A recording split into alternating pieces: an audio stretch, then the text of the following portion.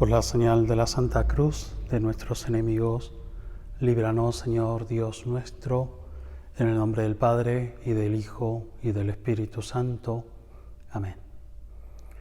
Señor mío y Dios mío, creo firmemente que estás aquí, que me ves, que me oyes. Te adoro con profunda reverencia. Te pido perdón de mis pecados y gracia para hacer con fruto este rato de oración. Madre mía Inmaculada, San José, mi Padre y Señor, Ángel de mi guarda, intercedan por mí.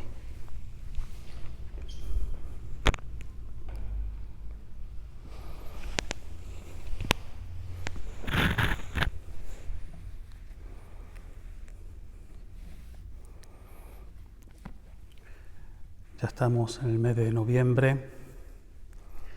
Celebramos hace unos días la memoria de todos los difuntos.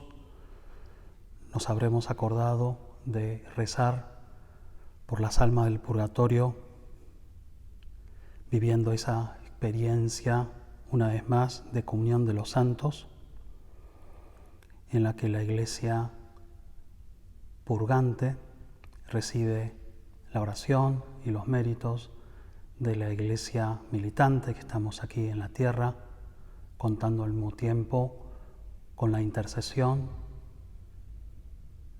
de esa unión eterna que tienen los bienaventurados en el cielo, todos los santos de la Iglesia ya triunfante.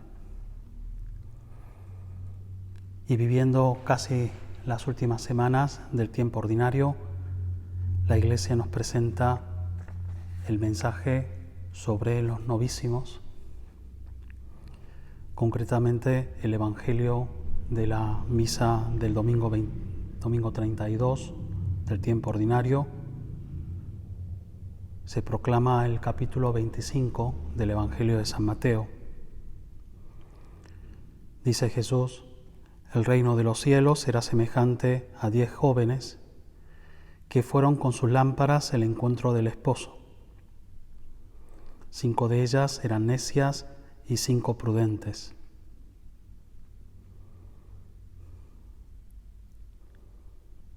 Jesús en esta parábola nos presenta el momento del encuentro con Dios. Se refiere también al fin del mundo y concretamente también al momento de la muerte, como un encuentro sorprendente, porque en esta parábola estas jóvenes reciben al esposo que estaban esperando, sabían que venía el esposo, pero no sabiendo exactamente cuándo, y les sorprende porque viene a la madrugada el esposo. También así es nuestra consideración y nuestra esperanza. Sabemos que algún día nos moriremos, sabemos que la fe nos dice que el Señor vendrá en una segunda venida, pero no sabemos cuándo. Y como parece simplemente que la repetición de los días nos da la sensación de una cierta eternidad que se repite, nos olvidamos de esa realidad.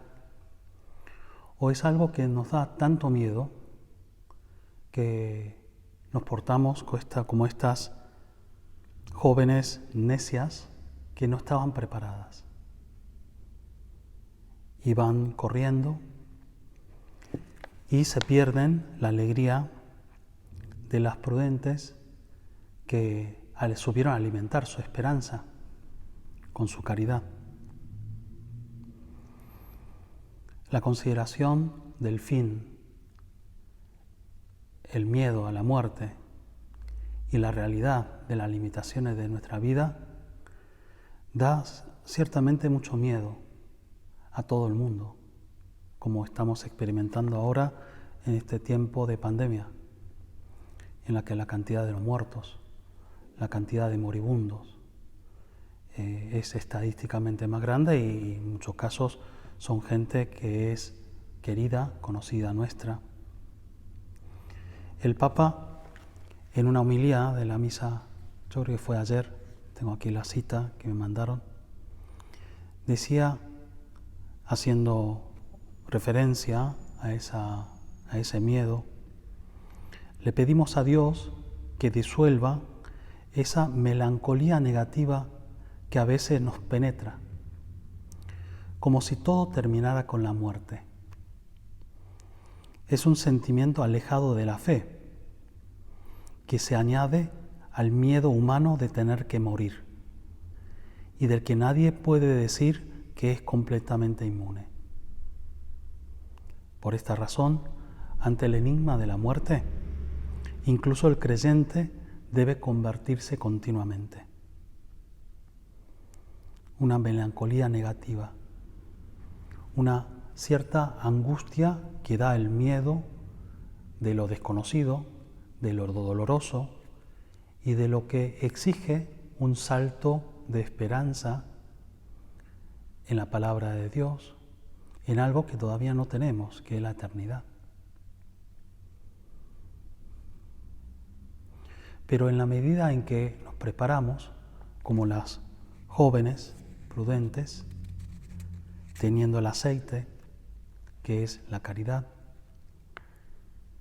aunque nos sorprenda, aunque cueste levantarse a la madrugada y tengamos la sensación de que nunca estaremos del todo preparados, el momento definitivo será un verdadero encuentro y habrá alegría y habrá fiesta. Y depende de nosotros, cómo nos abrimos.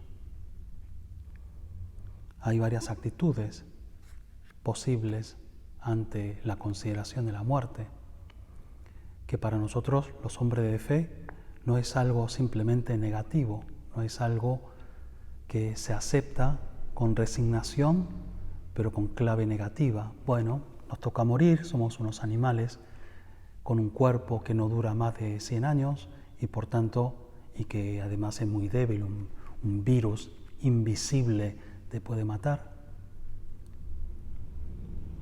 Sino que las limitaciones de nuestra propia vida nos hace considerar el tiempo, la salud, las circunstancias como un gran don de Dios que hemos de administrar y que es la ocasión para encontrar el don definitivo, que es la vida definitiva, la vida de la gracia, la vida de la gloria.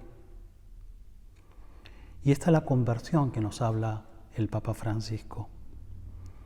Cada día estamos llamados a ir más allá de la imagen que instintivamente tenemos de la muerte como aniquilación total de una persona, a trascender lo evidente, los pensamientos sistemáticos y obvios, las opiniones comunes, a encomendarnos enteramente al Señor. Como el esposo se hacía de esperar, les entró sueño a todas y se quedaron dormidas. Es cierto que esta melancolía, que esa ignorancia, que esa desesperanza que nos puede entrar un poco ante la consideración de algo que necesariamente nos da un cierto miedo, nos hace dormirnos. Pero hay una llamada, un grito: ya viene el esposo, salgan a su encuentro. Y lo podemos encontrar estando bien despiertos espiritualmente. Y llegará el esposo. Y será el momento que habremos esperado. Y si bien será algo sorpresivo, pero no habrá grandes novedades, porque ya en esta vida nuestra de amor y de fe se nos adelanta la vida eterna.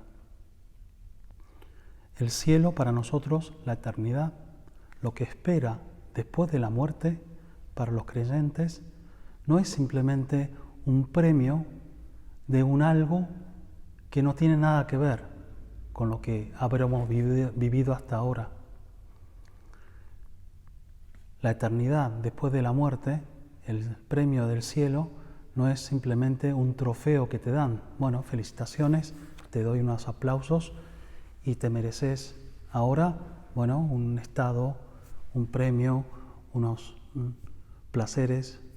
En todo caso, quizás otras religiones crean en eso, pero el catolicismo no cree en eso, sino que creemos, que el cielo es la culminación de la gracia que ya hay. Es ver a Dios cara a cara, de un Dios que ya está presente en nuestras vidas. Y por eso esta conversión y la aceptación de la muerte y el saber fomentar la esperanza en nuestras vidas y saber perderle el miedo a la vida y el miedo a la muerte depende mucho de cómo sabemos adelantar desde ahora lo que viviremos más adelante. La vida de oración, que es el encuentro con Jesucristo, el encuentro con Dios Padre y el Espíritu Santo. La vida de la caridad, que es comunión, que es ese salir de nosotros mismos. Un acto de piedad, que siempre nos abre las puertas a un amor más grande. Saber meternos con un personaje más en el Evangelio. El encuentro personal con Jesucristo en la Eucaristía, la comunión, que los grandes teólogos explican que es la prenda de la eternidad, prenda como un adelanto, ¿no? Una seña, un algo que te dan como para que pruebes lo bueno que es el Señor, el amor infinito de Dios. Hay algunas culturas cristianas, por eso, que después de siglos de esta consideración, termina teniendo un valor muy positivo de la vida. Yo estoy viviendo ahora en una residencia al lado del cementerio de Recoleta y por la mañana, al abrir la ventana de mi casa, se divisa el cementerio. En una cultura que no sea cristiana, el cementerio es un lugar del que hay que huir, cuanto más lejos posible, mejor. Pero, bueno, también es cierto que está un poco convertido en un lugar de turismo, pero es muy cierto que esa esperanza de la fe, de la resurrección y una visión optimista de la vida y de la muerte nos hace considerar también, sin miedo, la muerte. Y en un momento de angustia, en un momento de melancolía, los cristianos tenemos un rol importante para saber transmitir alegría, la esperanza, optimismo y razones, siempre para seguir adelante. Por eso la meditación, la consideración de las postmerías, de los novísimos, de la muerte, el cielo, el purgatorio, el infierno, la resurrección, el fin del mundo, no es un ejercicio mental que sea inútil, sino todo lo contrario. Es una meditación que nos puede ayudar a sacar grandes propósitos de esta conversión.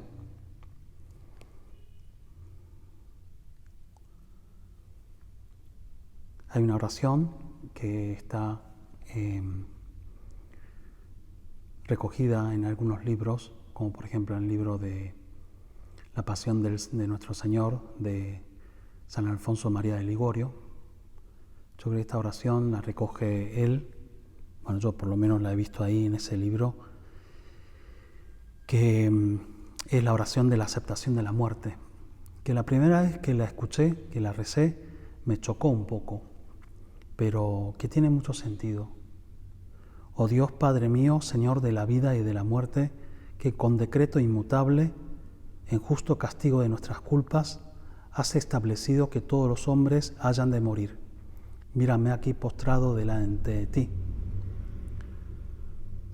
Y dice unas cosas más, y pedimos, Gustosamente moriré, Señor, en el tiempo, en el lugar, del modo que tú quieras.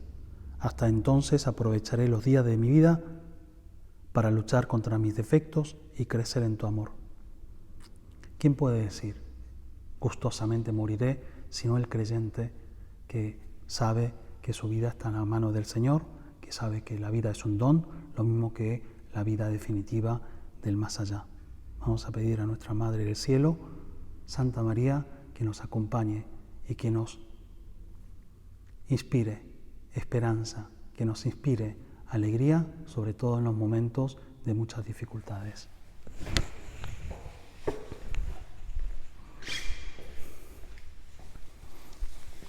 Te doy gracias, Dios mío, por los buenos propósitos, afectos e inspiraciones que me has comunicado en esta meditación. Te pido ayuda para ponerlos por obra. Madre mía Inmaculada, San José, mi Padre y Señor, Ángel de mi guarda, intercedan por mí.